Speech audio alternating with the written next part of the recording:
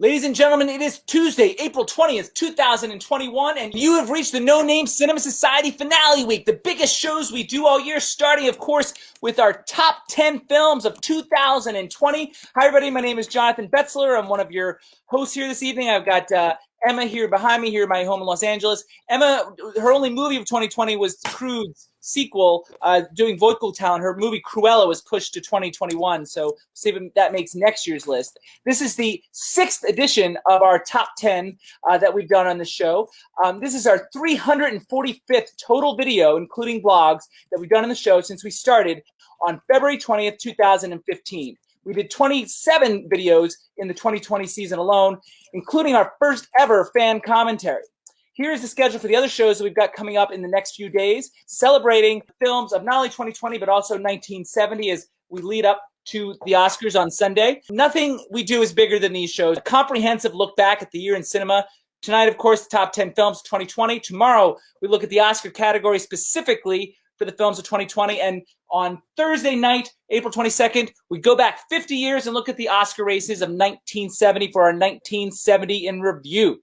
And now for intros for my co-host. My two co-hosts tonight have the longest tenure amongst current society members. They first appeared together in a review of the musical Hair in episode 43.3 back in November of 2017. Both are doing the top 10 show for the second time. My first co-host appeared on the top 10 in 2017. He nomadically wanders the earth in search of women under 30 to date. Ladies and gentlemen, the TV star, Devon Michaels, is here. She's 31. That means she gets sent to the basement, right? Right, we're getting there, but that's going to be, I'll announce on our next show. Our next co-host, ladies and gentlemen, first appeared in the top 10 just last year in 2019. He immigrated his family to the heartland of Peekskill, New York, and struggles to make life work in that land of opportunity. The Jeopardy champ is here, Jim Carroll. Thank you. Really, Peekskill is all about the facts of life, and that's it.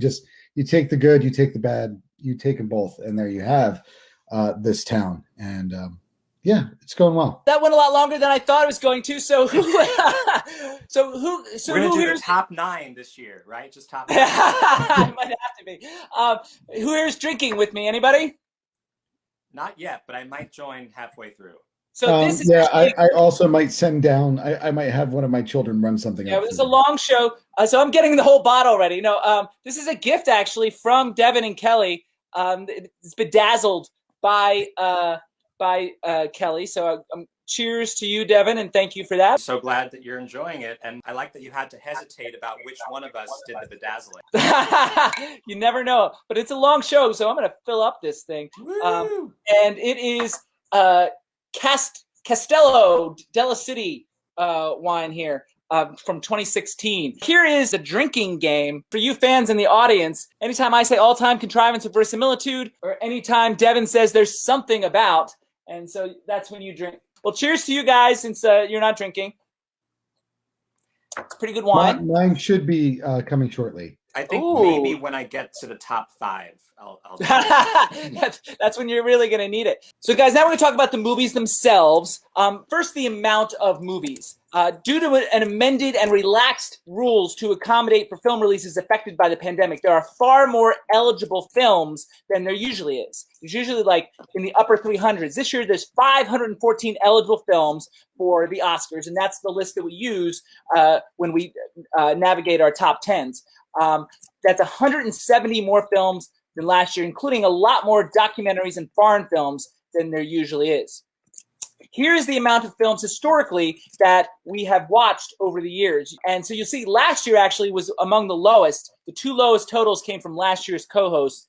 Jim had 34 last year, and Alex had an all-time low of 23 films out of the films we were looking at for last year's top 10. So now the question becomes, this year, how did we do? How many films out of the 514 did we watch? Jim, did you do better than last year? I did. I got up to 51. 51, that's a lot better. Devon, I have a sense that you're slightly higher. You kept your number on our Google Doc. Remind me what your number is? My number is 48. Jim, you did beat him ever so slightly. Wow. And I actually got down to a late start due to the lockdown. I stupidly kept waiting for theaters to reopen, which Devon warned me about. I didn't match last year's total of 104. I only saw 100, tying my second lowest total for the modern films, but I also did watch 100 films from 1970 for Thursday night's show. And if you combine the two, that's my highest total. 200 total films is the highest ever for what that's worth. Out of the 100 that I saw, I only saw 4 in theaters, 3 before the lockdown and 1 since things reopened a little bit. Between the theater and home rentals, I spent an obviously record low $171.66 on both films from 1970 and 2020, which is an average of about 85 cents per film, which is pretty low. Save some money this year, at least, Jim. That's good. I feel the same way. So the next thing are these flashcards that I do every year, where I try to predict the winners. So I've got one for Devon here, or I try to predict their number one films. One for Jim, and I also did one for me. I try to predict. I'm going to predict what my number one film is. I have a good feeling about it. The only time I could correctly predicted the number one film on any top 10 was actually in the top 10 of the decade show that we did last March, in which I correctly got George's number one film right. However, the film I put on the card always seems to be on the person's list, just it's not hardly ever number one. Last year, the film I predicted for Jim, he hadn't even seen it, so that doesn't count. The only time that I completely whiffed, Devon in 2017, who's supposedly my best friend, I completely got him wrong. In 2017, I guessed 3 Billboards for him, which turned out to be Ryan's number one. It wasn't even on Devon's list, so I completely missed it. I'm embarrassed about it. The next thing, guys, is biggest movie missed. And so the idea being, what is the number one movie that you wish you could have seen and didn't get around to or wasn't available? However you want to answer the question, but name one movie that you didn't get a chance to say. And I will also say, in the weirdness of the year, there were a ton of movies that I thought would be eligible that turned out not to be. Films like My Spy, Spencer Confidential, The Bass of Night, the film that we all reviewed together, Enola Holmes, we thought was going to be eligible. That's why we reviewed it. And it turned out not to be. Other films that I know that were released in theaters, albeit briefly, included films like Unhinged and The New Mutants, and they turned out not to be eligible. My theory is that in such a wide open year where so much more was eligible, the distributors opted not to even submit some of these films and save their award marketing budgets.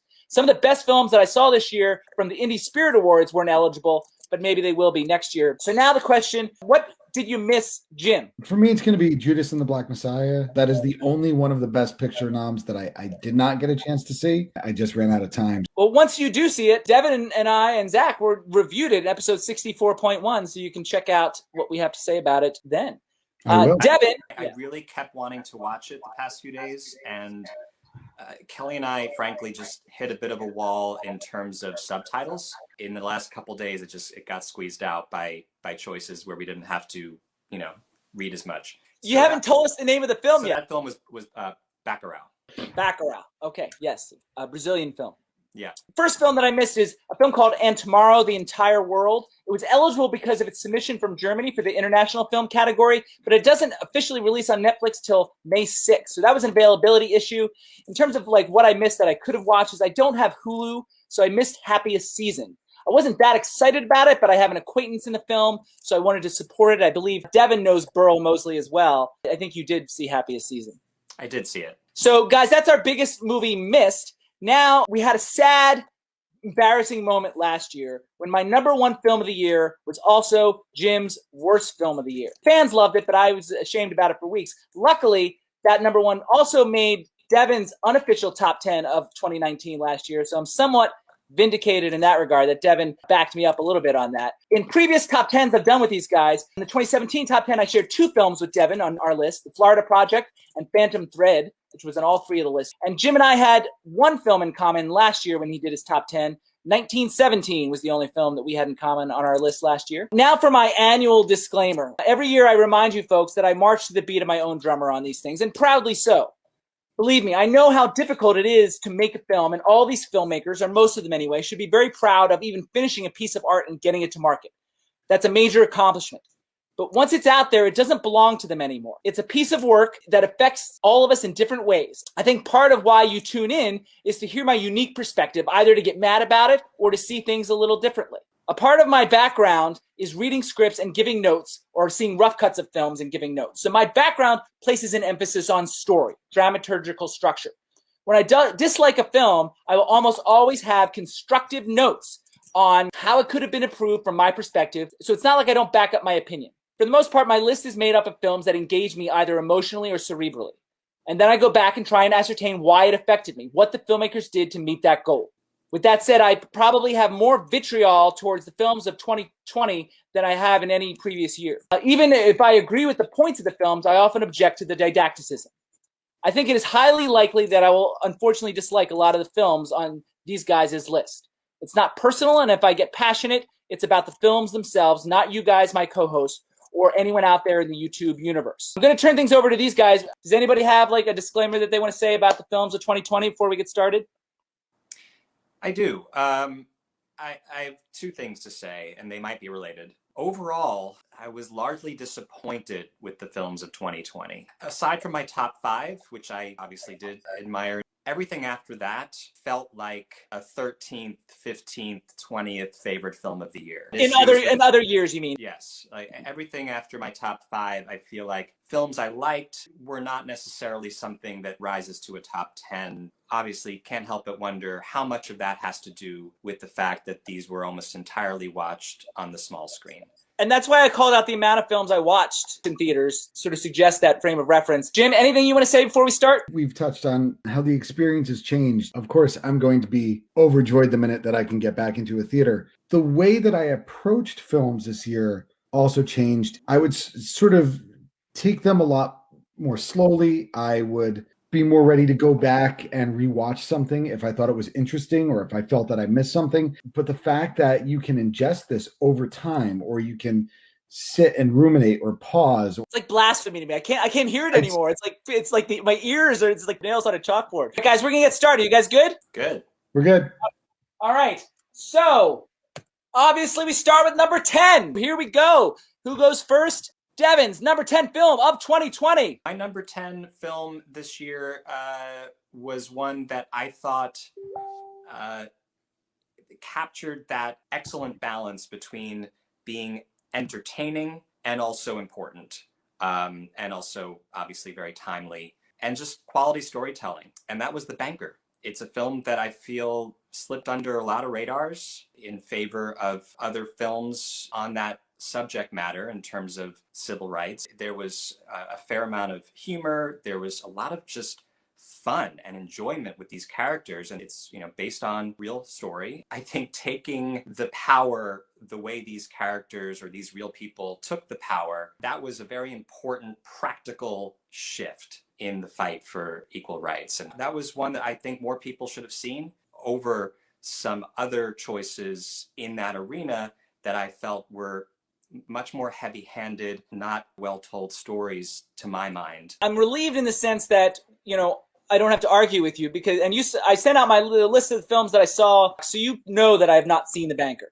It was. I did not know that for sure. No, okay. I didn't. I actually haven't seen it, so we don't have to argue. I can relax for a second. Jim, anything on The Banker? I did not see it either. Moving right along. I love it. Jim, what's your number 10 film of 2020? So my number 10 film is First Cow, which is a movie that I think is wholly made in the first 5 minutes in the little prologue scene, and that totally sets up everything else.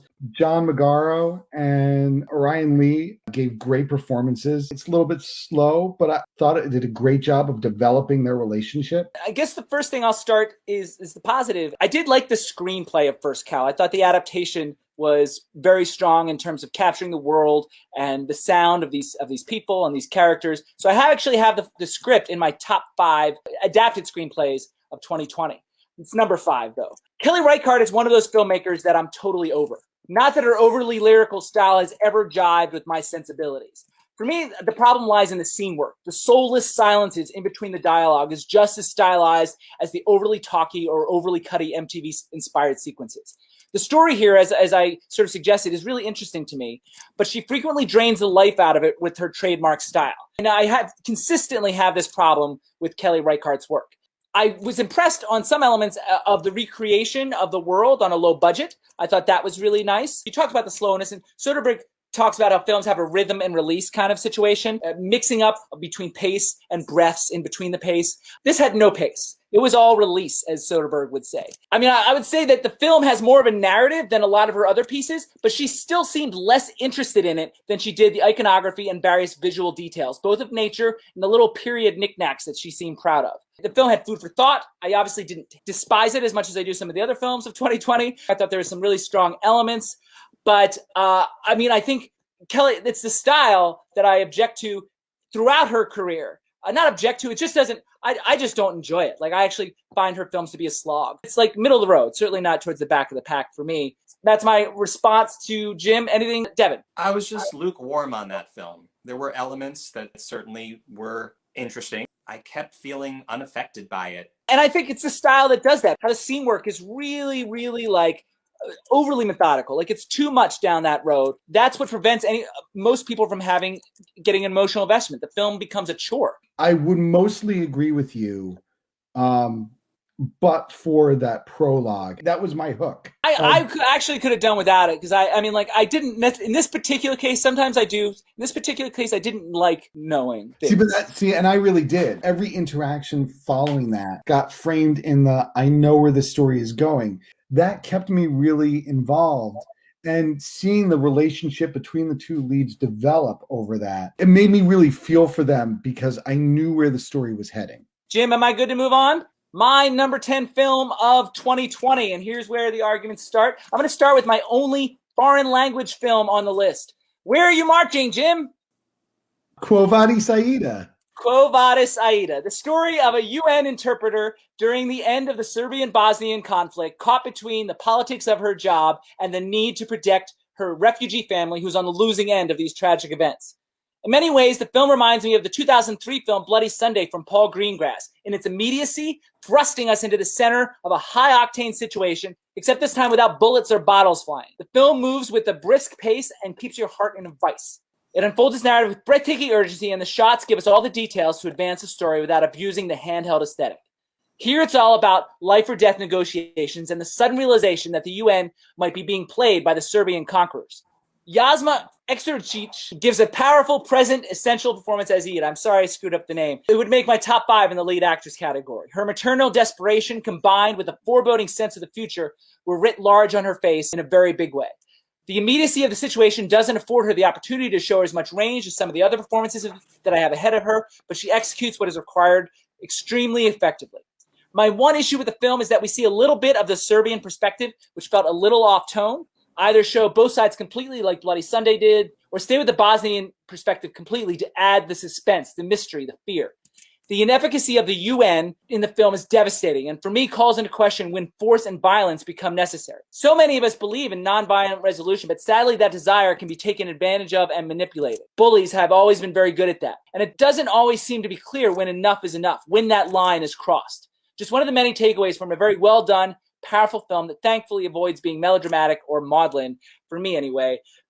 Jim, it sounds like you did see Quo Vadis Aida. I did. I definitely agree with you. That lead actress is incredible. Devon, Quo Vadis Aida. I missed it. So we missed a couple of each other's films here, but everybody saw First Cow.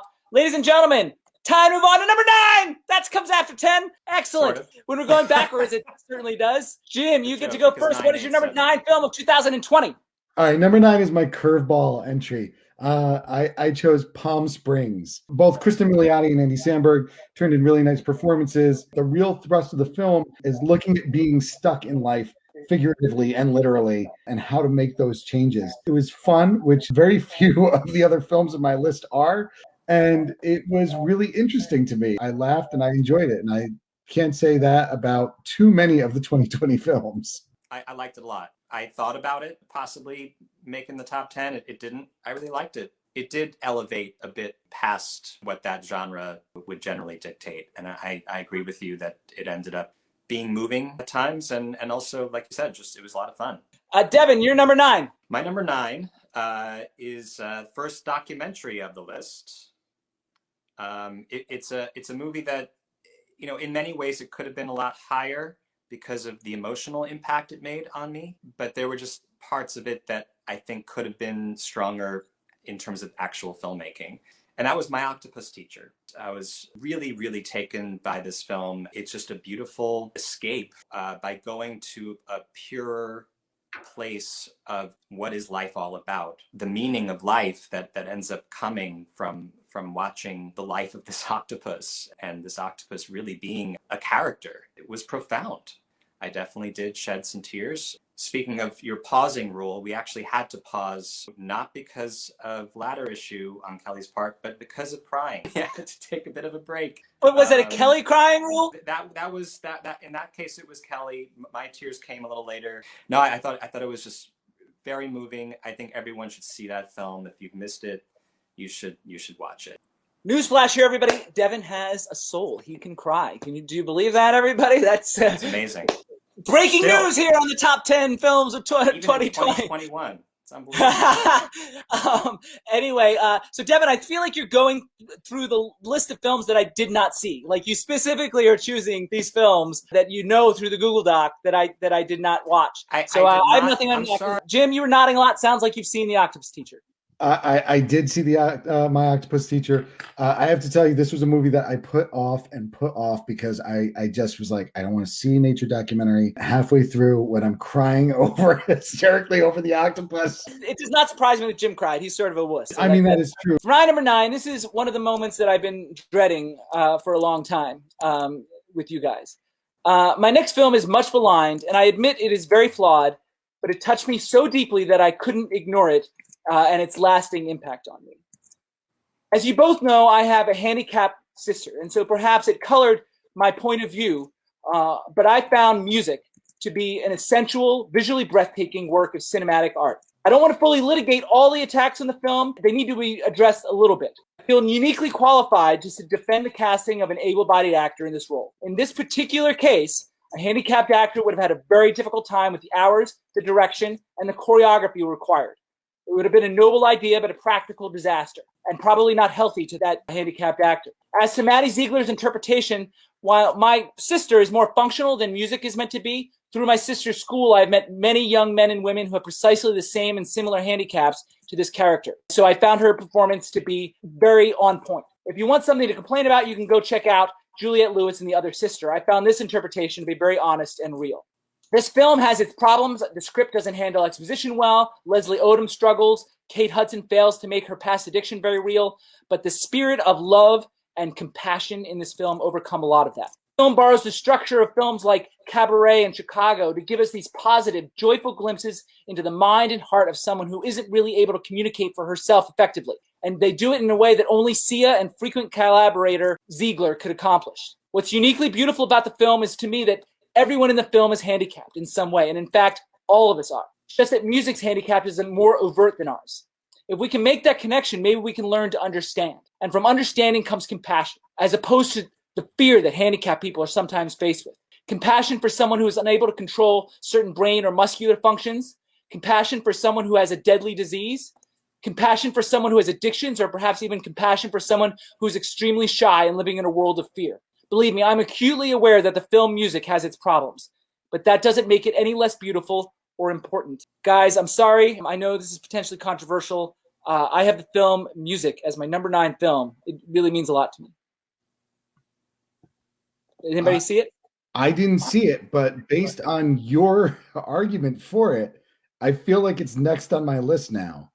I mean, that was, Jonathan, that was honestly an incredible defense of the film. So now I have to see it. Well, I mean, I try to be aware, about my connection to it through my sister. I think you both of you have met my sister at some point in your lives. You know me a long time.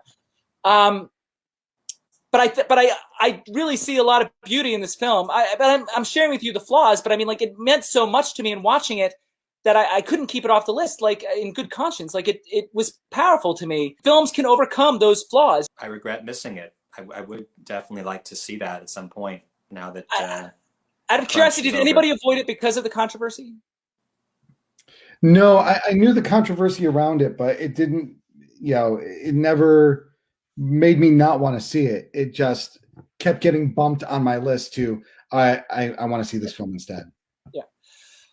Okay. I got to collect myself for a second here, guys. And are you guys good to move number 8? Sure. Yeah, right. Absolutely. Moving right along.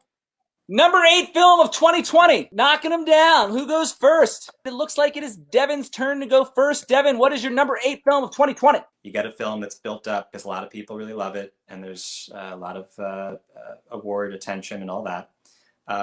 So I kept wanting to like it a bit more, but I did like it very much, and that's why it's here at number 8. It is very charming, and does have some subtle, important things to say as well, about family and many other things. And that film is Minari. I liked it very much. I didn't love it as much. I feel a lot of the same ways you did about it. I didn't love it, but I appreciated it. It was very sweet and well-meaning. It's funny, it reminds me of a film we watched together, Devon, way back in the day. I couldn't help but think about Places in the Heart. And that's a much better film, I think, but the tone and some of the themes felt like very present to me from that film. I liked a number of the performances. It's a little sappy at times, but it does really try to find the truth in each scene. They were framing that double wide house that they lived in, doing a lot of foreground stuff, frame within a frame, but then they kept doing it. And I understand there's limitations to shooting in a double wide like that. At some point, it got a little repetitive. It started to get uninspired. I feel like at some point, you got to find different ways to shoot this house. It's a high-level quibble, but at the same time, it was distracting because I feel like we're seeing the same things, and it feels like it's not necessarily being born from the moments in the scene. One word I used in my notes is almost cloying. It gets to that line where it might cross over to be cloying, and I think that's where you're headed, but it doesn't really cross over that line. I would say that the slow pace and the fragmented structure are really what kept me from loving it. I feel like it interrupted the momentum at time. It was a little slow that really kept me from getting as invested as I was in some of these other films. It is my 4th favorite of the Best Picture nominees, which isn't bad. I didn't hate it. Jim, you saw Minari today. I did. I'm fresh off of Minari. I think it's a deeply American film. For 90% of this film, you could have swapped in Italians, Norwegians, any other person and said, this is this experience trying to make a go of it in this American dream. I thought it was going to be about immigration, but really it wound up being more about sacrifice in the sense that do we definitively need to give up on our dreams in order to raise a family? So that really hit home with me in this particular film. And I think it was effective on that good. And I'm glad it didn't preach the immigration thing. It was there, in the fabric of the film, but not, heavy-handed like some other films that we saw this year. The idea of sacrifice, but to me, the way I saw it was about what does it mean to be a family man? What are those imperatives about providing? And at what point is that just your dream? Well, right. That's why I kept thinking about it. Is he being selfish, or, he's trying to have his cake and eat it too. And that was interesting because, this is his dream for sure. And he's trying to make it happen, but also keep his family. Is it fair to ask him to give up his dream? And that's the question, what kind of sacrifices need to be made? Yeah, and this is part of what I admired about the movie. It doesn't try to make too pat an answer to that question. I didn't hate it. I think it's one of the best things I can say about it. Devon, are you good? Can we move on? Sure. Time to move on to Jim's number 8, I believe. So my number 8 film is I'm Thinking of Ending Things. I expect that you will hate it. I had reservations about putting it on the list. I'm ready to defend it at least a little bit. It is weird in the way that only a Charlie Kaufman film can be, but I think it's bolstered by very strong performances from Jesse Buckley and Jesse Plemons and Toni Collette and the always amazing David Thewlis. It is unsettling and ultimately a deeply sad and lonely story. I really connected with it. I specifically avoided this film, not because of Charlie Kaufman. I tend to love Charlie Kaufman. Eternal Sunshine was my favorite film of that decade. I don't necessarily like the films he directs as much, but I saw that Devon watched it, so I decided I didn't need to. And for Kelly-esque reasons, I actually avoided it because of the title. I didn't see it, so I've got nothing on it. You're off the hook. Devon, I know you've seen I'm Thinking of Ending Things. I did. I like it a lot. As you know, I'm a very big Charlie Kaufman fan. There were certain aspects to it that were not as strong as his other films. It was like a poor man's Synecdoche, New York. It was tackling a lot of the same themes, big existential feelings and thoughts, just doing so in a less ambitious way. It's still ambitious, it's still out there, it's still Charlie Kaufman, but it was an interestingly smaller venture than that was. And obviously, purposely so, but that just made it have a different impact. My number 8 film, ladies and gentlemen. First, I want to give some setup here. Best Picture nominees rarely make my top 10s, no more than 2 in a year. The Big Short and Spotlight made my 2015 top 10. Hacksaw Ridge was the only Best Picture nominee in my 2016 top 10. Phantom Thread was my only Best Picture nominee in my 2017 top 10. In 2018, I had Black Panther and Green Book towards the end of the list. And last year, 1917 was my only Best Picture nominee to make my top 10 list. It's even rarer to have a film that we reviewed on the show make my top 10. It's only happened twice, Florence Foster Jenkins in 2016 and Atomic Blonde in 2017. And so here at number 8, we have the first film to make a top 10 that is not only a Best Picture nominee, but the rare one that we reviewed on the show. From episode 62.1, Mank is my number 8 film of the year. You can tune into the episode for more detail, but suffice it to say, at a time when the line between television and movies is starting to blur, Mank is the most cinematic film that I saw this year. As I said in the show, I had some issues with the overwritten script, but the filmmaking is undeniable. The use of mise-en-scène, the framing, the depth, the iconography, the sound design, the detail. In episode 61.4, we did a countdown of the top 5 directors working today, and I had David Fincher in at number 3. Mank was a great example to validate that choice. I have Mank at number 8. I completely agree with you on filmmaking, and I agree with David Fincher. I think he's an incredible director. For whatever reason, Mank completely missed me. I wasn't really keyed into Gary Oldman. I wasn't keyed into what he wanted, and it just sort of, it left me very distant from the film, where I started appreciating all of these things that you're talking about, but not actually engaging with the picture as a viewer. I agree with everything Jim was saying, almost to a T. I did feel almost like Shakespeare. It took me really more like probably 40 or 45 minutes to start settling in to the way the language of the film worked. That hit me in the second half. The second half of the film, I did start feeling more engaged and overall appreciate it more. It really took me too long to get into it. A lot of it was, I felt, overwritten. A little bummed because I thought that was the one. That was the one that we might have in common, but alas, not to be. Are you guys ready to move on? Yeah, I'm good. All right, and number 7, everybody. Going first now is Jim. What is your number 7 film of 2020? So this is going to be a little bit anticlimactic because we've already talked about it. It's My Octopus Teacher. Yay! You did a good job of not revealing that, at least in that case. That was much Thank better. you. Nothing more to add, it sounds like. I feel that we covered it. It's really beautiful. We can move right along to Devon's number 7. Devon, your number 7 film of 2020. You keep thinking this was going to happen before now, but now I'm 99.9% sure we're finally going to hit one that you hate. And that is The Assistant.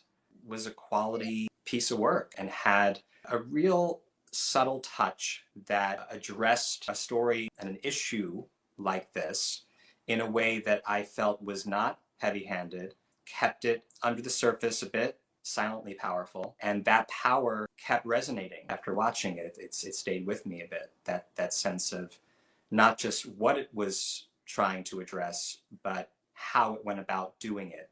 Okay, I didn't hate The Assistant. Jim, anything on The Assistant? I did not see it, so I cannot comment. Moving right along. I love it. But can I just say we've been wrong about every prediction about each other so far? Gosh, I hope that stays true. I've been so nervous about this show. This is specifically with you two guys. So my number 7 is a film that I do think you guys will hate. In fact, probably didn't even bother to watch. This is another filmmaker that has come up on the show before. I've named a film he made from 2004 on 2 different top 5s. The top 5 Disney live action films in episode 11.1 and the top 5 sports biopics in episode 50.4. Alex did a second run of that same film in episode 59.4. And I named his film from 2011 as the biggest movie I missed on the Decade in Review show. Those films were Miracle and Warrior, respectively, and Gavin O'Connor is back into the sports world this year with my number 7 film of the year, The Way Back. It's a surprisingly quiet, restrained movie with this emotional honesty and detail. I've been comically critical of Ben Affleck as an actor for a long time, so it might surprise you for me to tell you that I acknowledge that this is the best performance of his career by far. He seems to be creating a character from the ground up here. For a while, I was wondering if he was overdoing the less is more idea, but then late in the film, he lets go, and it's very profound, believable, and effective. Al Madrigal is also very good in a supporting role. The basketball details in the film are also very strong, very realistic. I'd also like to call out Rob Simons' beautifully minimalistic score, which might be the most important contribution to the mood of the movie than any other element. It sets the tone and helps the story without ever being manipulative. A man dealing with grief through alcohol is certainly well-tread territory in film, and while I'm not sure this film breaks new ground, it's a really good entry in that subgenre in which I was emotionally invested and consistently interested, even a little moved. So guys, I'm going to need more wine soon, but I've got the way back. Does anybody see it first? Yes. I did not. So All right. Devon, rebuttal.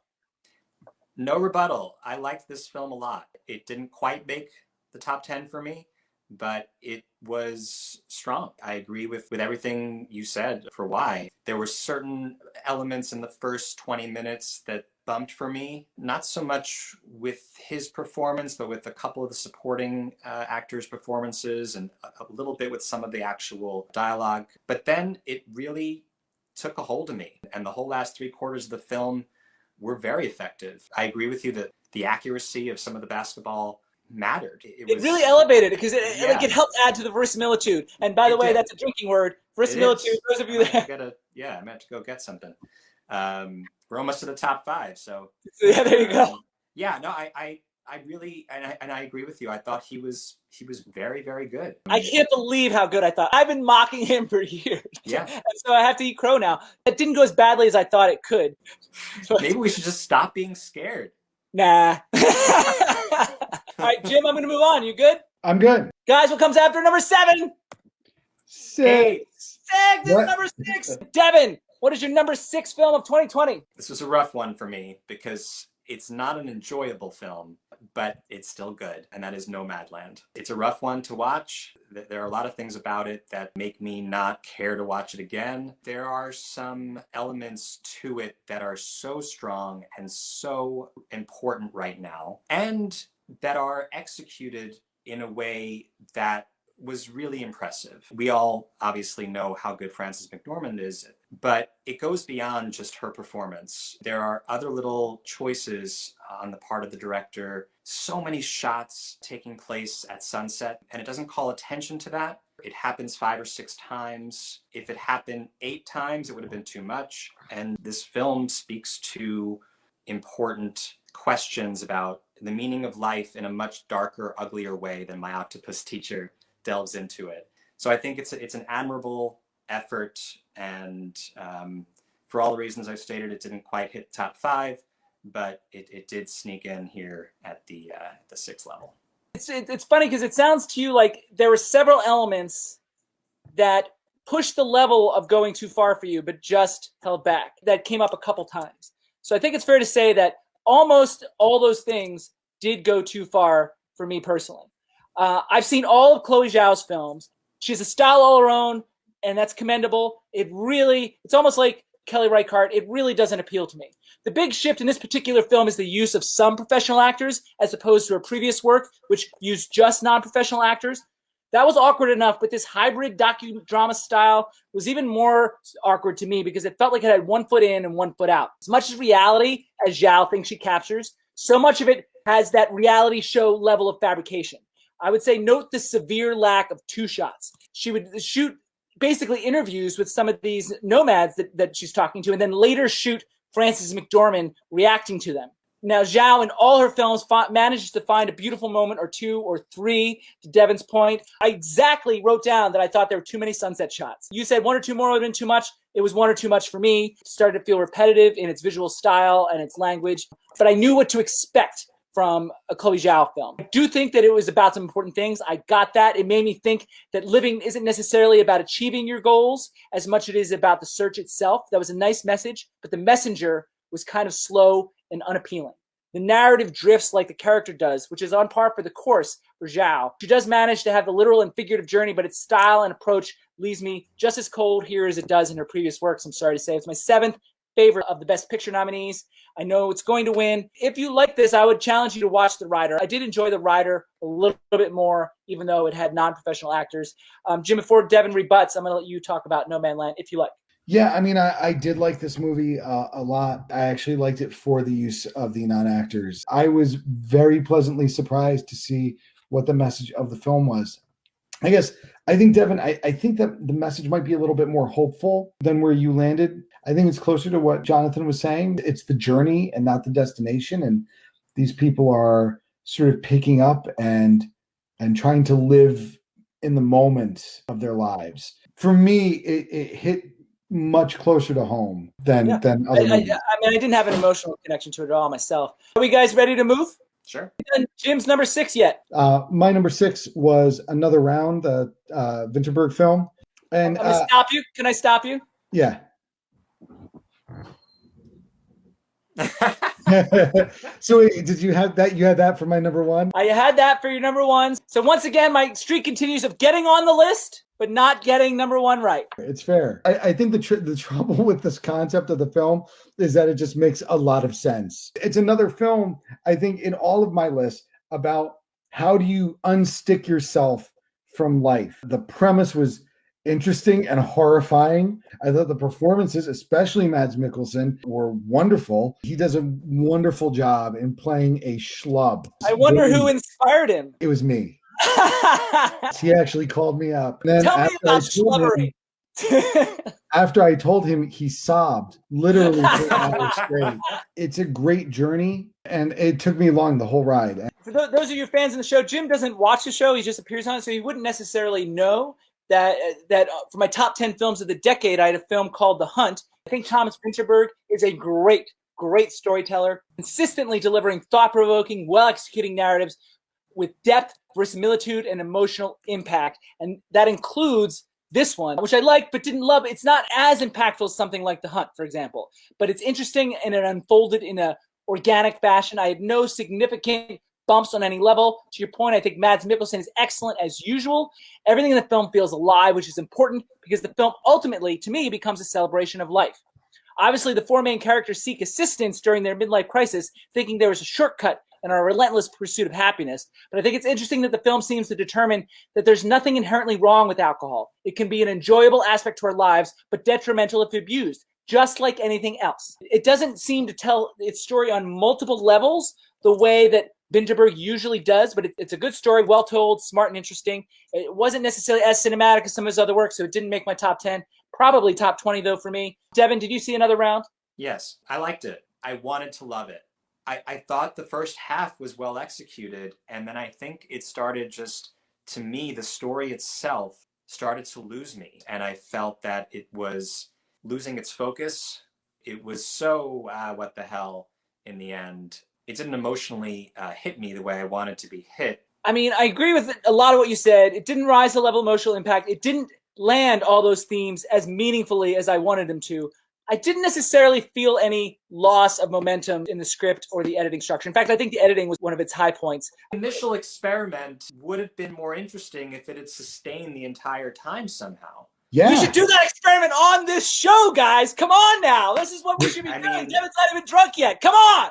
To that end, I think we're about to start the top 5, so I'm going to grab mine. Well, I got to do my number 6 first if Jim is good. I'm good. My number 6, this next film was quite a surprise that I'm also nervous about, but I am reminded of the old Julius Epstein quote, lamenting all the corny films and then adding, but when corn works, there's nothing better.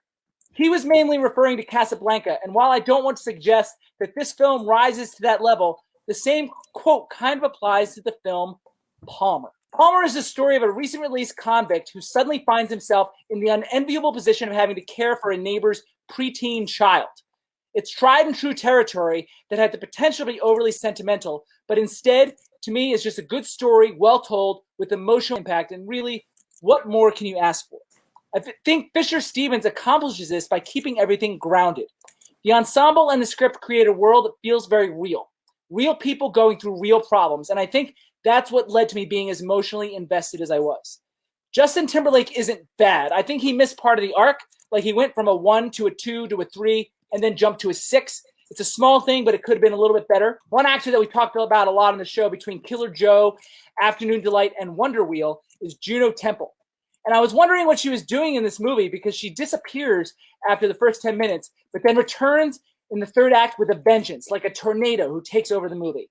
She finds the fear and doubt and truth of her Shelley character instead of just making her the typical addict. Like another film I admire, Gone Baby Gone, The film calls into question the right to parentage and the law's reliance on biological parents being the most suitable people to raise their children. While that sounds proper, so many people, like Jim, for example, are unprepared or unqualified. Some figure it out, but it's the kids who suffer. Guys, I don't suppose either of you bothered to watch Palmer. I did not see Palmer. I was gonna watch it. I just there were too many things that got in the way. That means we can move on, right, Jim?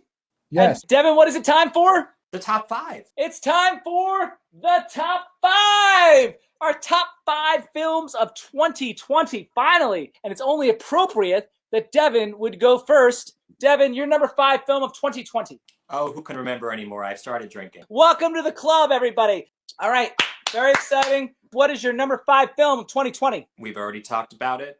I'm thinking of ending things. Yay! Yeah. It's a second crossover for you two. That's impressive. Not a surprise, as you said, JB, because I'm such a Kaufman fan. I feel like even when he's not at his best, he's still better than most filmmakers, more interesting to me. It deals with some themes that are huge. I think he goes for it in a way that is cinematically interesting. So it's not just a cerebral exercise, and he ends up going for some of these crazy images. He plays with time and he plays with who we are and how in some ways interchangeable our egos are as different people, different human beings who all just want love and want to feel like there's some meaning. And I can't help myself, even when I feel like it's not quite as groundbreaking a film as Synecdoche in New York. I'm a huge fan. What can I say? You said enough. I think we've all said enough on this particular film. Jim, I assume you don't have more to add on this. No, I think we covered it. Covered this film, and I haven't even seen it, which is, I'm relieved. For time reasons, I'm relieved that I haven't seen a lot of these films that are on your list. And it means we don't argue as much. Jim, it is time for your number 5 film of 2020. So my number 5 is Minari, which we've already talked about. That's the third, right? 3 overlaps for you guys? Yeah. Yeah. So far, they have in common Minari, I'm Thinking of Ending Things, and The Octopus Teacher. And I think there's at least one more coming up for Jim. Anyway, it's time for my number 5, though, I believe. Yes, because yes, that is correct. Crossovers, we get right to my number 5. Devin didn't know me back then, but Jim might vaguely remember what my first job out of college was. Do you, Jim? I brought it up once or twice in the show, but I worked for the occasionally tyrannical Ismail Merchant at Merchant Ivory Productions and the late 90s. And so it's my personal connection to this film might be part of why I so enjoyed, Devin? Emma? The Assistant. Oh. Also on Devin's list, so it's another crossover here. The Assistant is my number 5 film of 2020. I agree with so much of what Devin said, but I don't think it's all because I have a personal connection to it. I think the filmmaking style is really what makes the film so special to me. I love the shot choices, the lockdown camera, carefully framed, appropriate use of high angles, often shooting wide and using frame within a frame, but not too much. It was confident and controlled with a lyrical, methodical pace that worked really well here. And the lack of score was notable and appropriate, an unusual choice that added to the detached eeriness. Director Kitty Green seems to have had a similar experience to me, as the details of all the aspects really rang true to me, though it does not seem like it came from a current time period. It seems to have come from a different time period, though it never explicitly suggests that. Some of the technology that they use, and honestly some of the behavior, feels at least pre-2017, if not into the 90s. I also wondered why she felt the need to shoehorn all of the events into one day. The amount of transgressions, while true to my experience individually, felt a little disingenuous for a single day. I mean, who has all that stamina besides Devin? It's a small quibble in an otherwise really accomplished, very well-made, effective piece for me, very recognizable. Devin thought I would hate it. I really enjoyed The Assistant. Devin, why did you think I would hate it? I thought you would have put it in the same category as, let's say, a film like Promising Young Woman. Obviously, they're very different films, but I thought that maybe because of some of the overlap in theme, you might have had some offense from it. I'm glad to hear that you didn't. Again, I thought it was a very, very compelling film, and you just articulated well a lot of the reasons I felt that. What you said about the shot choices, what you said about the lack of scoring, I would say the acting was really excellent. Everything felt very honest and real. Like it Yeah. really put us in that world. It's an interesting industry because it's something people want so desperately. So the leverage is there to get away with that sort of behavior. It's just trying to portray in this very honest way the difficulties and the injustices that emerge when you do have too much. Ultimately, it's an abuse of power. The power ends up growing to gross proportion because there are too many people who want to be in that position. And we feed into that machine. Absolutely. Yes. And so whether we are female in the case of this protagonist or male in the case of when you had that job, you know, a couple decades ago, it's still relevant to either of those situations because it's just about what happens when the power dynamic is so uneven. It ends up creating this hierarchy that is damaging and full of potential real injustice. And I just want to point out, like the character in the movie, I was never a target of Ismail. I was just a witness. I wasn't his type exactly, as it turned out. So guys, I think we're good to move on. Yeah, we breezed through 5 because we had 3 crossovers in that section.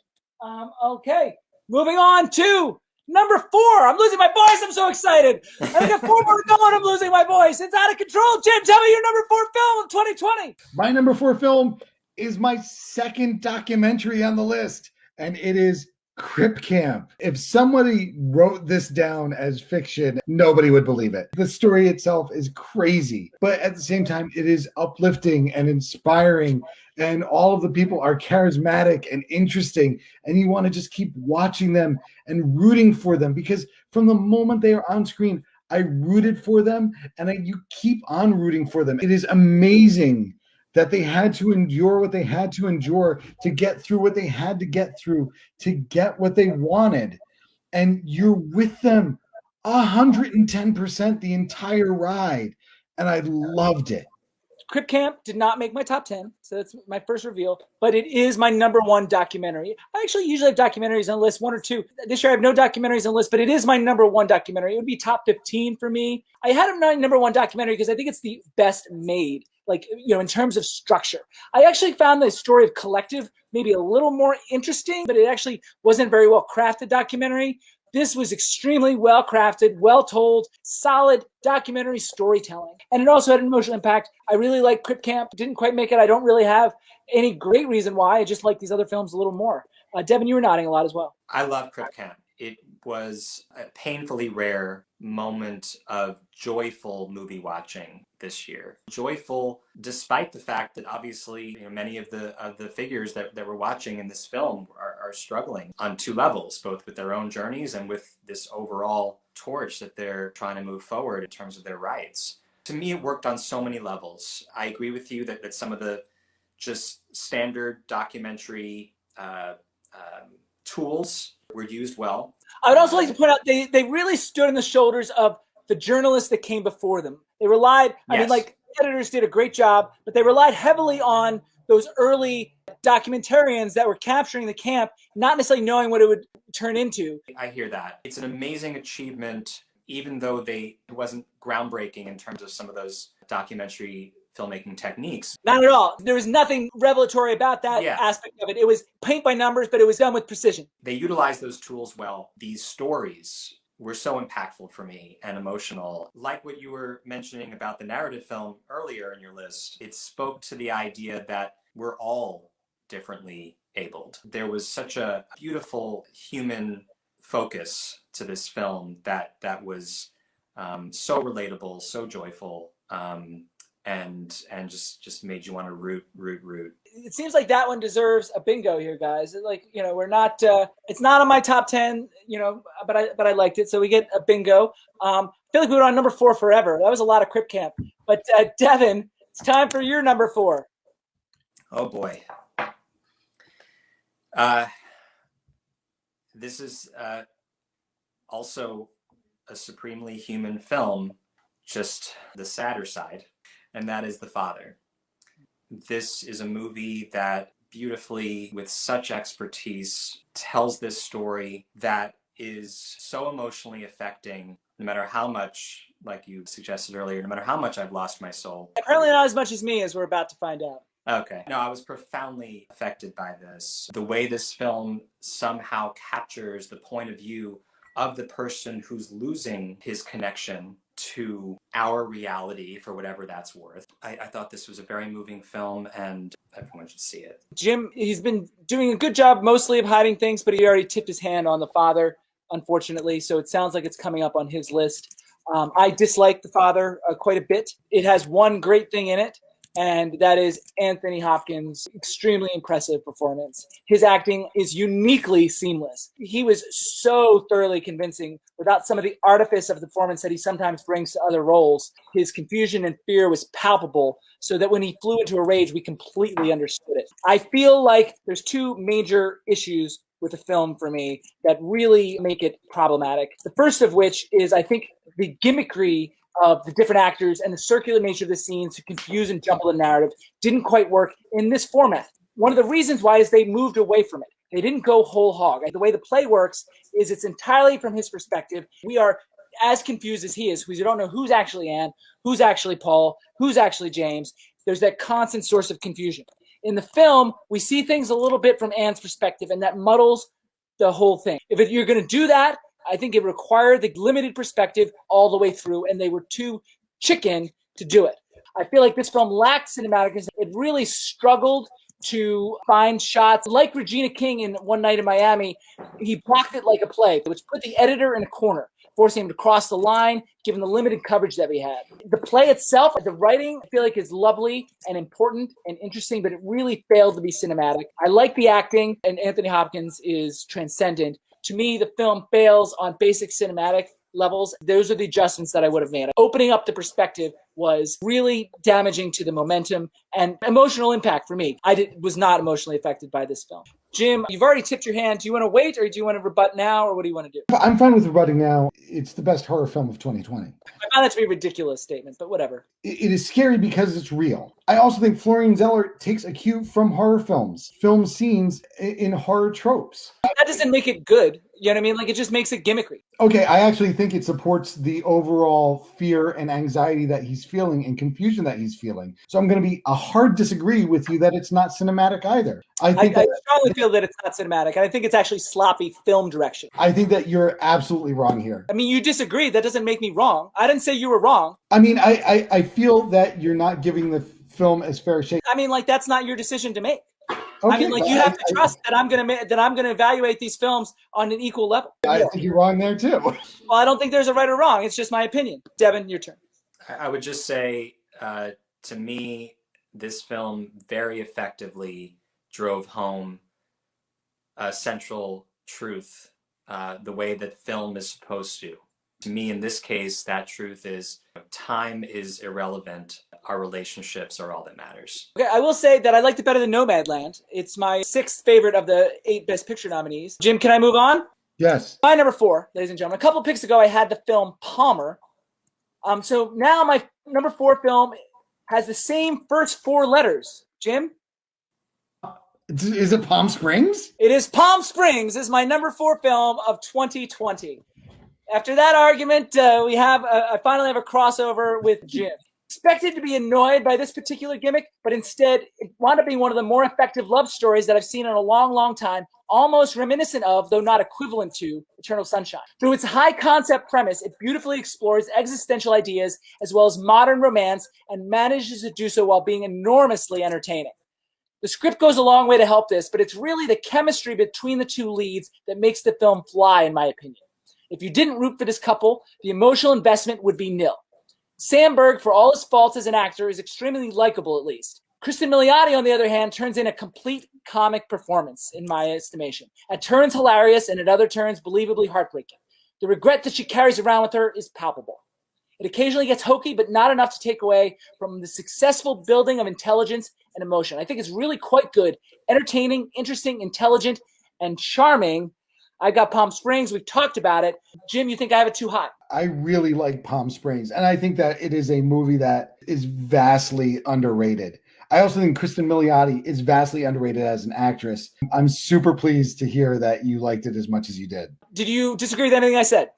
No, not at all. I 100% agree with you. Devon, you have a rebuttal? No rebuttal. I really liked it a lot. It probably would have come in around 14 or so for me. You've used number 14 a couple times, though. There can only be one number 14. I mean, it would be like maybe just like one away from Mank. I don't know. But no, I liked it a lot. I liked it a lot. So, guys, we're going to move on. You guys good? Yeah. I'm good. All right. Number 3, ladies and gentlemen. Top 3 films of 2020, the big ones. But I expect more arguments now. Now that things are getting a little more heated. Devon, you're going to upset me now. Go ahead, take it away. You're number 3. I live to upset you with this one. I don't want to upset you at all, but my number 3 film of the year is Borat 2, the subsequent movie film. This film was so surprisingly good. I kept consistently wondering how it was possible. The way it expertly captures this moment in US history and world history, in how warped and twisted so much of our society has become, and does so in a way that still manages to stay funny, still manages to be respectful where respect is due. I think the first film, to me, although it certainly had its moments, also had too many moments that were uncomfortable for me because it felt like it was disrespectfully finding a way to humiliate its subjects. In this film, it seems like Sacha Baron Cohen has matured. To me, it is fair, it is insightful, it is funny, it is important, it is now. This is one of the films that I was afraid of coming up. And one of the films that I did not want to discuss with you. It's funny because your arguments about the first film are my arguments about the second film, or both films, really. I actually find this film offensive, and I think they should be in jail. I agree with you that it captures a spirit and a place of time. It's the methodology that I find inappropriate and gives artists a bad name. I don't feel good about the trickery. Some of it was staged, and all that is fine. I don't have a problem with that. I don't have a problem with faux documentaries. I have a problem with lying to unsuspecting people, regardless of how evil they are. It lands its points, it achieved its goals, so I give it credit for that. But I actually find the whole process offensive. I don't even disagree with the politics of it in most cases. I disagree with the approach. It hurts me that artists would go about something in this way. I understand people are angry. I get that, but I think this is a very sad way to go about it. I think he's very talented and can do many, many things. I just wish it was done in a different way. I didn't enjoy it. You're purposely made uncomfortable by having that mirror put up to you and tackling these deeper, more difficult questions. But I think you're missing my point. I'm not uncomfortable with the politics of the film. I'm uncomfortable with the approach. I'm uncomfortable with the way that they approach people I don't like. I'm uncomfortable with fooling people in order to get good video. We have lost our collective sense of reality. That requires drastic, unorthodox approaches. And I think Sacha Baron Cohen realized that. That I don't like it. I feel like it's propaganda, and I didn't respond to it, not because of its politics. I need to let Jim get in here because, I mean, we've been on this a long time, and he hasn't even spoken yet. I love this because I didn't see the film because I'm split equally between your two viewpoints. I agree with Devon that this is great that it comes to light. But Jonathan, I also agree with you that I really have ethical problems with the way that he presents his material. I didn't see the film because it just makes me feel a little icky, the whole thing. All right, Devon, can we move on? Sure. Jim, your number 3 film. Jonathan, this is going to be an easy one. I had a foreign language film in my number 3. Can you take a guess what it is? Please tell me it's Kol Vada Saida. Where are you marching, Jim? It is. Yes, we did it. It's our second crossover. It's such a hard film, but I feel like it is necessary watching. You did a better job hiding this one than you did The Father and the Nomad Land, which I feel like are coming up. But you did a much better job about not telegraphing this one. It's the amount of bourbon that I've had too. It's about a period in history that I don't feel is very well covered. The whole thing was awful and needs to have a light shown on it. And it needs stories like this to be told. It is heart-wrenching and powerful. None of that really interests me in terms of pocket of history and all that stuff. I just think it's about the execution, about the storytelling and the filmmaking that make it worthwhile. I mean, like, I'm looking at the way the filmmaker approaches material. And in this particular case, I thought the director did a fabulous job in telling a story. I had that small quibble about the perspective, but it was only a minor thing in a small moment. I think they could just cut it out and the movie would be that much better. Other than that, I think it's really strong. Have you seen Bloody Sunday? I haven't seen the Paul Greengrass movie. My number 3 might knock your pants off here. One of the most inventive It's Borat 2. Surprise! It was all a misdirect. Well, I mean, I was worried this film was going to be propaganda, but instead it turned out to be one of the most inventive and original approaches to the biopic that I've ever seen. And I suppose it would take a director like Julie Taymor to reinvent the wheel. Referring to The Glorious. Well, The Glorious does have the Taymor stamp. Her sometimes outlandish style does not dominate this film. Perhaps more than any other film she made, she uses her ideas in service of the narrative and the message and themes as opposed to the other way around. I think the most important thing about the approach is that even though it covers the events of Gloria Steinem's life, it never loses sight of the character and the arc that led to the activism. I was dreading the film because of the potential for preachiness. I thought that was very high, but it all flows quite naturally without ever being didactic. As a result, it was much more effective to me. The performances were outstanding all around, though the fragmented nature of the piece made it difficult to shortlist any of the performances in any of the categories. But suffice it to say, Timothy Hutton, Lorraine Toussaint, Bette Midler were terrific in small roles, while Julianne Moore and Alicia Vikander played Steinem at different points in her life. Vikander, I would say, was particularly impressive. I don't know if the cinematography was the best looking of the year, but it might have been used the smartest, with the switches between color and black and white being very effective, as was the framing and camera movement, constantly adding meaning to the piece. Feminism is obviously part of the fabric of the film, but I don't think it's the root of what the film's about. To me, the film is about finding your own voice, and the bus metaphor, along with the visualized moments of self-reflection, were effective to that end. All the elements came together to touch me very deeply, and perhaps even more, make me feel empowered. I don't suppose any of you guys saw The Glorious on Amazon. No, I missed it. Jim, you ready to move on?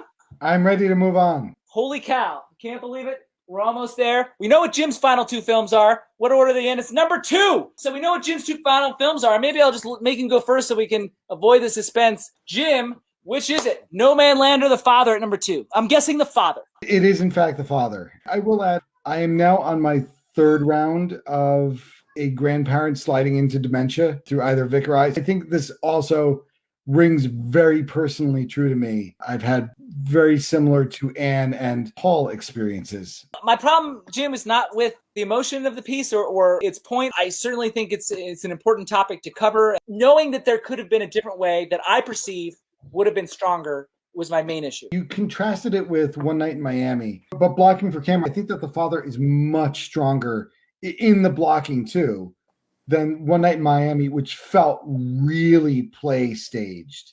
I agree with it's much stronger. I agree with it's better than blocking for camera, but not by much. All right, guys, it's time for Devon's number 2 film of 2020. God, I don't remember anymore. Where are we? Number 2. Too much rum. We've already spoken a lot about it. It is film Crip Camp. Good. I thoroughly loved that movie. One thing I can add to what we discussed. Oh, great. More stuff. It sounded like we all appreciated how it captured that sense of community, that sense of joy, that universal humanity, how amazingly and wonderfully that ended up playing out in terms of their larger political story. When it did that, it did it in a way that no matter what your politics, you could see how this is just a simple human truth, that if you do find yourself on one side of the spectrum that is often saying, oh, that's unrealistic. I thought this film did a great job of not being too obvious about it, but saying, hey, look, these things take time, they take perseverance, but ultimately it doesn't matter if you're not ready to implement these changes in 1977. What matters is that you do it at some point. It was wonderful to see that it happened in some of these characters or real people's actual lifetimes. I can't say enough about this movie. I think everyone should see it. I don't see the political spectrum of this. It's like a non-issue in the sense that maybe that's the way I want to phrase it. Like, it's a no-brainer, I think is what I want to say. Like, I don't understand why this was ever like a political issue. It's a human rights issue in this case. It's a basic infrastructure issue. Yeah. And ultimately, this is an example of a social wrong that needed to be righted. It couldn't happen overnight because that's not realistic, but it can happen. And it takes people fighting for it. And it takes people absorbing that and being willing to go there and being willing to realize that, okay, maybe we can't make every single curb in all of the United States have that accessibility ramp overnight, because that would bankrupt all of these towns and all of these villages all across the country. But we can say that the very next time you put the concrete down, you have to do it this way. Are you guys ready for my number 2? Apparently, Devon does not like this movie. That's the insinuation that he gave earlier. He also suggested I would not. But my second Best Picture nominee on my top 10 and my third film on the list begin with the letter P. I expected a hate-filled tale of an avenging angel and promising young woman, and while that was present, director Emerald Fennell earned that by digging into the understandable deterioration of Cassie's soul, to me making it real, vivid, and not salacious in any way. Fennell and Mulligan made it real and not just about hate, or at least it explains the hate in a visceral, cinematic way. For me, I feel like the filmmaking is actually quite excellent, especially for a first-timer. Vivid, confident, and visually interesting. The straight-on shots were very effective, as was the occasional unbalanced frame. Some really great ideas in this movie that didn't call attention to themselves. It's a good, tight script without ever feeling overly contrived. It all felt plausible to me. And while it's not kind towards men, it seems kind of fair, I hate to say. It shows that while most men want to be sympathetic, the instincts for self-preservation kick in and overwhelm them, us. And thus the cycle continues. I don't think the film recommends Carrie's path as an acceptable one, as I worried about going in. Instead, it feels more of a shaming device for men who try to explain away their behavior and suddenly realize how ridiculous they sound. And it does so in a highly entertaining way, which is the key, I think, to getting me invested and interested. And for all those who called me a sexist on this show and gave me a hard time about not having a female filmmaker on my top 5 directors working today in episode 61.4, please know that that's now 5 directors on my top 10 that are women so far. And it has nothing to do with me. It's the women that are finally getting more opportunities. I'm just going to pick the best film regardless of who makes them. But I thought it was worthwhile mentioning. Devon, you intimated that you disliked this film. I did not dislike this film. It just didn't make my top 10. I mostly liked it a lot. I am surprised that you liked it. That's, a bit of a lesson. Our preconceived notions of each other's perspectives are sometimes nowhere near the truth. And I think it's important to keep an open mind and be honest about what we really think about these things. I liked Promising Young Woman. I think Carey Mulligan is one of the best actors alive. It took both Kelly and I out of it a little bit that she's noticeably older than all the people that she's supposed to be peers That's with. funny. I did feel that, but it seems like it would bother me, but it didn't. It just took me out of it, a few times. And I'm an actor, and I should be someone who is saying, "Oh, that's not relevant." Let's remember this next time I go into casting something, and there's a push for one or the other of you to play a certain role. It was such an important part of the story, it seemed, that she was 7 years out of this experience. So I also gave it a little bit of leeway because not college, it was med school, and people go to med school at different ages potentially. So I gave it a little bit of a pass on that. Yeah, I did really admire this movie overall. And my God, the final song choice was incredible. It didn't make my top 10 just because some of that seemed to smack of a little bit leaning too much into style. Which is funny because it's something I often reject, but felt like it served the narrative here. And that's great. And, on another given day, another given movie, we might be on opposite sides of that. To my taste, a few percentage points too far into that style over substance kind of approach. But I did like it. That's specifically where I disagree, because I've got a buzzer for style over substance. Davey Joe used to say all the time that I hated style, but it wasn't style I hated specifically.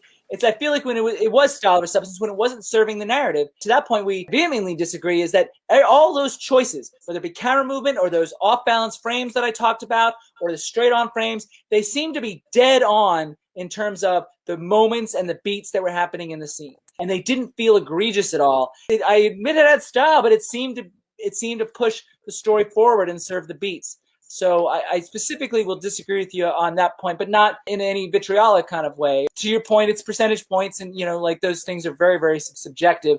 Jim? Yeah, I mean, I'll tell you, Promising Young Woman was when I was assembling the top 10, it was in and out and in. I think probably it falls at number 11 for me. I think Carey Mulligan was amazing. Devon, any further rebuttal? Like, I don't have any further rebuttal. I think we're good. Yeah, no. Guys, this is the moment of truth.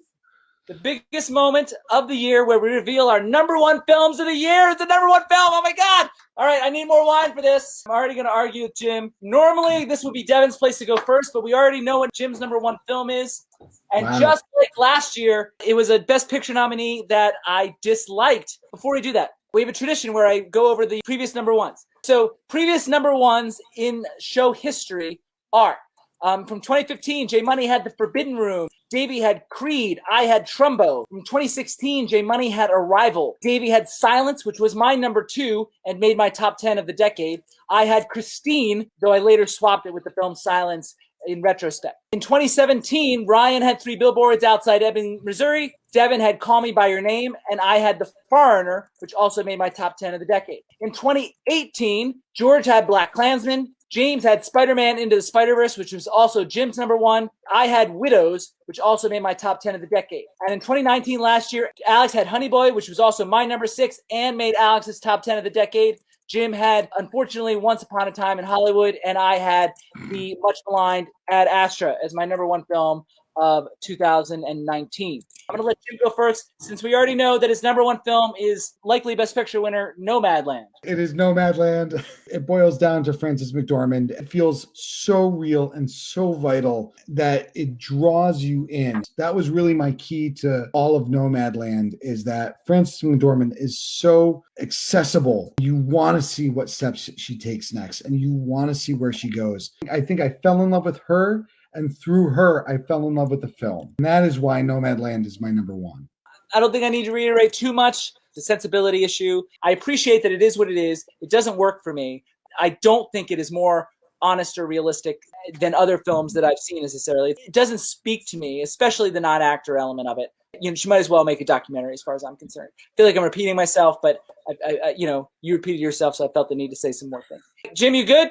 I am good. Here it is. Now, 2 things. One, we've got this. Did I get it right? Did I whiff on my best friend's number 1 film again?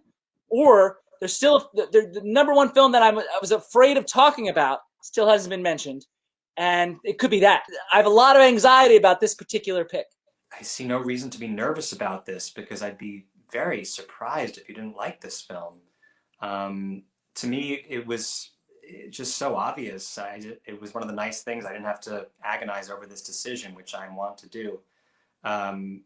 Sound of Metal, to me, is far and away the best film of this year. This film really got to me. Just when you think it's going to go somewhere more predictable, it backs away from that plot thread at just the right moment and takes the story in the direction that is most compelling, most powerful. The acting was excellent, really impeccable. The difference in the relationship between the protagonist and romantic partner is so remarkable, so beautifully portrayed. This film is an excellent film. In a year that I generally didn't like, this film was just far and away the clear pick for the top spot. The good news is I have Sound of Metal ahead of Nomadland and The Father. The bad news is I was not a huge fan of Sound of Metal. I found it kind of didactic. One of those films that I found to be a little over the top and preachy. And it probably won't surprise you or anyone out there to learn that I reject the handheld aesthetic as being more realistic. It's employed most of the film, and I actually find it kind of gimmicky. There is some great acting, but there's a problem with the scene work that I think Darius Marder really left his actors out on an island. For me, that's my interpretation, as if they were asked to improvise and then they had to fill it with yelling time and again. Like, there were some scenes that felt disingenuous to me. The actors never felt like they weren't in character, but in certain moments felt like the director was not helping them out with the blocking or the edit. I think the histrionics were performed well, but didn't always ring true as a choice. There were a lot of moments that were melodramatic. There was a lot that I liked about the film. I thought the sound editing was very accomplished. Wonder if they overplayed with that a lot. There was a weird balance between when they futzed with sound and when they didn't, which was a bump for me. There were a number of quality moments in the film, but not enough to leave a dent for me emotionally. It sort of I don't say landed with a thud. It was sort of in the middle of the pack for me. Jim, Sound of Metal. So yeah, Sound of Metal is probably my number 12 film. Riz The Ahmed. Promising Young Woman is ahead of it, though, right? Promising Young Woman is ahead of Sound of Metal. I think Riz Ahmed is an amazing actor, and I thought that they did a really good job with the sound design. I mean, I like the technical aspect of it, but you see what I'm saying? Like, sometimes I felt like there was a weird balance about when they were playing with it and when they weren't. Didn't connect with me. Yeah, the story of it was fascinating. I wasn't as personally connected to it. I mean, I thought it was a really good movie. I just think there were movies that I liked more. I'm fairly lukewarm about it. Devin, you have a rebuttal, I imagine. Yeah, I mean, to me, it wasn't just the acting or the story. It was also, I thought, a really beautifully written script. The first 10 minutes of this movie, it's like a master class in show, don't tell. And unlike a lot of lesser films this year, this screenplay just let you understand. It trusted you. It had higher thoughts of you as an audience member. Something that played out really well when the film takes a few turns and becomes so much more about addiction and these other themes. It very subtly starts introducing those themes in a way that was very accurate, very moving, able to plug into a larger, relatable story, even for people who don't have experience with addiction in their lives. It took something that could have been just about deafness or disability or community, and all those things are worthy topics, but then it found a really, I think, brilliant way to incorporate this other theme about addiction and about how we find meaning, but it found a way to tell that with some beautiful shifts in the final act that were very affecting for me. Yeah, I disagree with most of that. Personally, it didn't affect me at all emotionally, and I found most of the script to be heavy-handed and didactic and pedantic to some degree. I found it very stagey, and I didn't really connect with it emotionally at all. But that's just me personally. Guys, it's time. The good news is there's doubtfully going to be any more argument because you guys have not seen my number one film. I suspect. Are you guys ready? Yes. My number one film of 2020. It's a super interesting premise to me that became a very special movie. The film is called 9 Days from director Edson Oda. And it shares some elements with the animated film Soul in that it's about the 9 days where certain souls interview to compete to be chosen to live on Earth. It's very imaginative and does a really good job establishing its world and working within its limitations. I really liked how there was no magic in the film. All of the wonder in this strange purgatory was all handmade, which I think fits into this existential theme.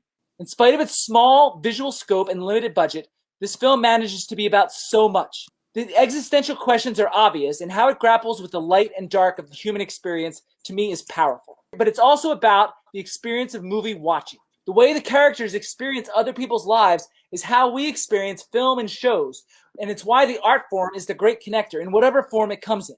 Through the images provided to us by storytellers, our lives are richer and more complete than the generations before us. We get to see more, go more places. It's all about what we do with that knowledge and freedom. The film to me is also about sensitivity. It worries that those of us who are uniquely sensitive and their ability to withstand some of the horrors of life, but then discovers those are often the same people who become the artists that provide the images that we consume to enrich our lives. As much as sensitive people are vulnerable to the world around them, they're also essential and worthy of protection. In that sense, the screenplay I find to be gorgeous. I'm always saying that fantastical ideas need to be executed in a grounded manner in order to be effective, and this is the perfect example of that. I was swept up into the world created by director Edson Oda, and I was reminded, along with the characters, the power of being alive and the power of what I do for a living. In many ways, to me, this movie is everything. Ladies and gentlemen, 9 Days by director Edson Oda is my number one film of 2020. Guys, have you even heard of 9 Days? I heard of it. It was on my list. I did not see it. I hadn't heard of it, and I'm curious.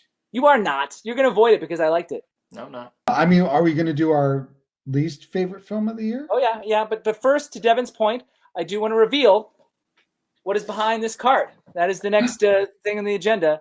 And for the second time, he's done 2 top 10s, and I've whiffed completely on his number one film of the year. Damn, I'm disappointed. Devin, do you have a guess of what I might have guessed? God, maybe Never, Rarely, Sometimes, Always? Trial of the Chicago 7. Good guess. Okay, yeah.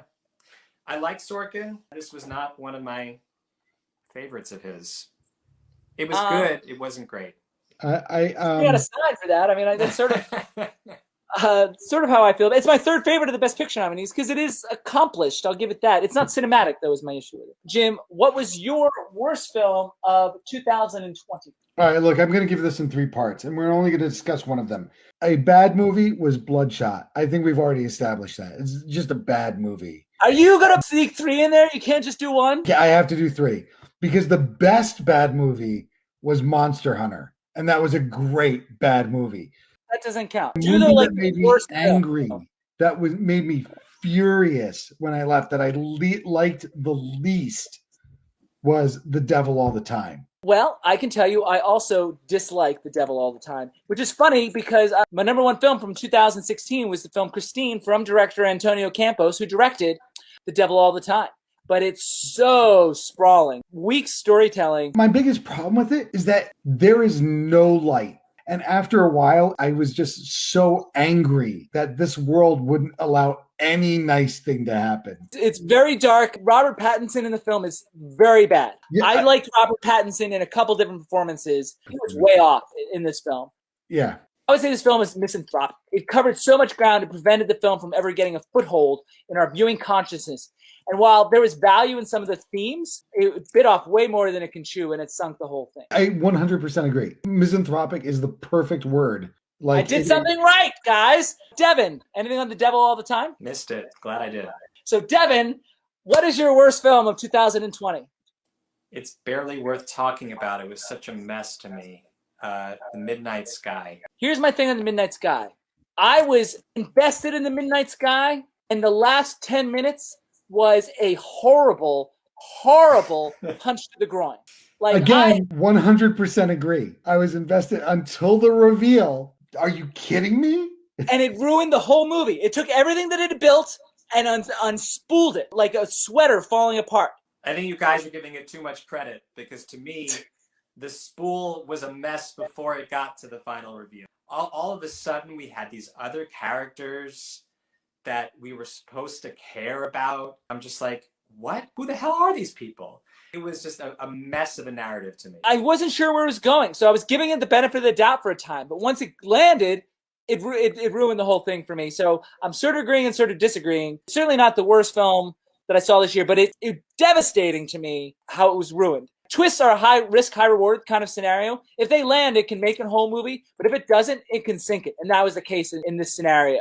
The isolation of the film spoke to me. For all the film's craft and depth and skill, its own story let us down after carrying us for almost 2 hours. Like driving for a long time to go to a place only to find that it was closed. Yep, that's a great way to put it. I felt like the drive went the wrong direction a lot earlier than that. From the beginning. Okay, fair enough. I was on board a little longer, but it's time for me to reveal my worst film of the year. And I imagine, guys, it's something you didn't even bother with. I disliked so much this year and wanted to put a lot of different films in this spot. But I mean, I can't really say I saw any film worse than Capone. Perhaps the single worst thing about the movie is Tom Hardy's approach to the character. Even if there is some truth to how he sounded and his mental and physical state, Tom Hardy makes it seem cartoonish, and he sounds like a gremlin. On one hand, I appreciate director Josh Trank for focusing on just one aspect on Capone's life, but it happens to be the least interesting aspect of his life. Our protagonist was basically incapacitated for the entire film, and as such, there was no room for him to grow and nothing to hope for, which doesn't mean that a film like that is impossible. Think about The Diving Bell and the Butterfly, for example. But in this film, everything was theatrical and over the top. And the only insight I received into Capone was related to his incontinence. I very rarely suggest a movie shouldn't have been made, but without any significant perspective and that awful, awful performance at its center, this movie should be buried along with Capone's treasure, wherever it is. Guys, did anybody bother with Capone on Amazon? Look, you know, I the minute that I saw it was by Josh Trank, I remember how I felt after Fantastic Four, and I immediately, I think, shuffled it way down on the list. We reviewed Fantastic Four in episode 15.1, and we all kind of liked it. We don't love it, but we saw some positive things in it, and I had hope for Josh Trank's career, quite frankly, but that hope was not founded. Devin, it was your number 13 film, I bet, Capone. Did not see it. I'm going to close out. You guys good? Say goodnight to the audience. Good night, audience. I gotta go eat. So good luck. All right, so ladies and gentlemen, tune in tomorrow night, April 21st, for our Oscar preview. Some of these films that we talked about are Oscar nominees, many are not. Check out what we choose among this year's Oscar crop. And in 2 nights, on Thursday, April 22nd, we have our 1970 in review. So make sure you tune in for that. Put it on your calendar. All these shows start at 9 Eastern, 6 Pacific. With that, ladies and gentlemen, for Jim Carroll and Devin Michaels, this meeting of the No Name Cinema Society is adjourned.